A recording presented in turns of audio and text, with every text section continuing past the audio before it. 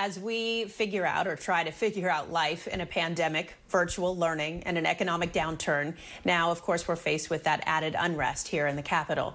Earlier today, I talked with a local doctor about how to manage our mental health now that 2021 is bringing us new difficulties.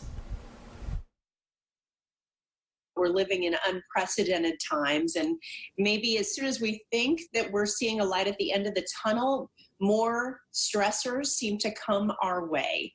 As a professional, what do we do to try to manage all of this? What I see out there now is a lot of anxiety, a lot of not being able to sleep, a lot of depression, and like I thought that should be over now.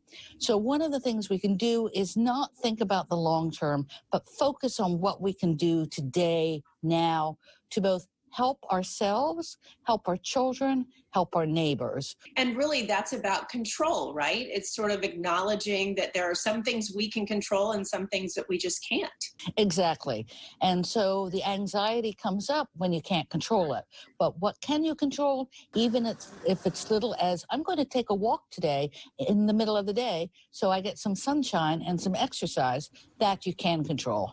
What is self-care in a realistic way? Self-care is all the things you can do yourself to soothe your anxiety. So when I talk about it with my patients, I talk about meditation and exercise. I also talk about working with animals, maybe taking your dog on a walk. There are 3 things we can do to manage our stress right now. What are those 3 things? The first one is controlling what you can control. The second one is self-care, and the third one is taking care of other people.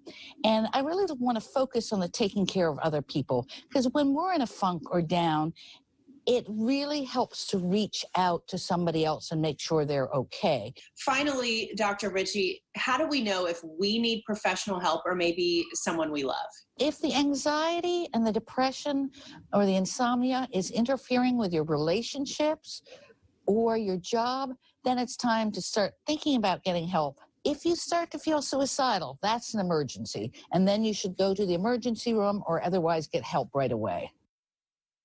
Dr. Ritchie says because so many people are dealing with anxiety and depression these days, don't be surprised if you have a wait time for an appointment with a mental health professional.